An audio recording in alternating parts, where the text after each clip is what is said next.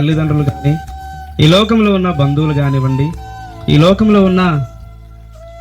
స్నేహితులే కానీ, ఈ లోక సంబంధమైన వారు ఎవరైనా కానివ్వండి, ఒకానొక టైంలో మనల్ని విడిచిపోవచ్చు. కానీ నేను మీకు పరిచయం చేస్తున్న స్నేహితుడు అంటున్న యేసుక్రీస్తు ప్రభు మాత్రం నీ పరిస్థితి ఎట్లా ఉన్నా, నీ స్థితి ఎలా ఉన్నా, నీవు ఉన్నవాడువైనా,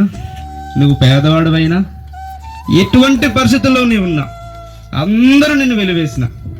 ఎవరు నిన్ను పట్టించుకోకపోయినా, అందరు నిన్ను చెడ్డవాడు చెడ్డవాడు చెడ్డవాడు, ఈమె మంచిది కాదు మంచిది కాదు అంటున్నా,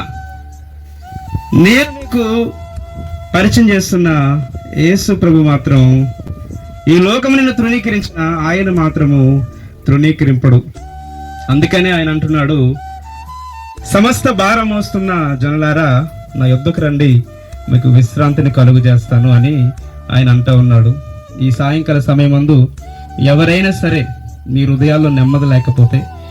మీ జీవితాల్లో సంతోషము ఆనందం అనేది లేకపోతే, ఏదైనా సమస్య గుండా మీరు వెళ్తూ ఆ సమస్య నుండి ఎలా బయటకు రావాలో తెలియక బాధపడుతూ మదన పడుతూ ఉన్నట్లయితే, ఇదిగో ఈ స్నేహితుని యొద్దకు వస్తే